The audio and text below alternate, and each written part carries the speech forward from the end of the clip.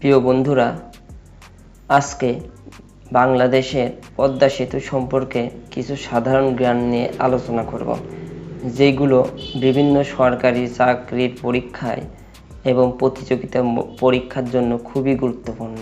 তবে চলুন। 1 নম্বর প্রশ্ন, পদ্মা সেতুর প্রকল্পের নাম কি? উত্তর, পদ্মা বহুমুখী সেতু প্রকল্প। 2 নম্বর, সেতুটির দৈর্ঘ্য প্রস্থ কত? উত্তর, দৈর্ঘ্য 6.15 কিলোমিটার এবং প্রস্থ 18.10 মিটার। সেতুর নির্মাণ কাজ কবে শুরু ও শেষ হয়? উত্তর, নির্মাণ কাজ শুরু হয় 2014 সালের 26শে নভেম্বর এবং শেষ হয় 2022 সালের 23শে জুন। সেতুটি কবে উদ্ভাবন করা হয়? উত্তর, 2022 সালের 25শে জুন প্রধানমন্ত্রী শেখ হাসিনা সেতুটি উদ্বোধন করেন। সেতু নির্মাণ ব্যয় কত? উত্তর, প্রায় 30,193 কোটি 39 লাখ টাকা।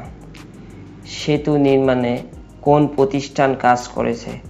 উত্তর, China major bridge engineering company. সেতুটি কোন জেলাগুলোকে সংযুক্ত করেছে? উত্তর, মুন্সিগঞ্জের মাওয়া এবং শরীয়তপুরের জাজিরা। সেতুর মোট পিলার ও স্পান সংখ্যা কত? উত্তর, 42টি পিলার এবং 150 মিটার দৈর্ঘ্য, 41টি স্প্যান। সেতুর নকশা কোন প্রতিষ্ঠান করেছে? উত্তর, নিউজিল্যান্ড ভিত্তিক পরামর্শক প্রতিষ্ঠান একমি।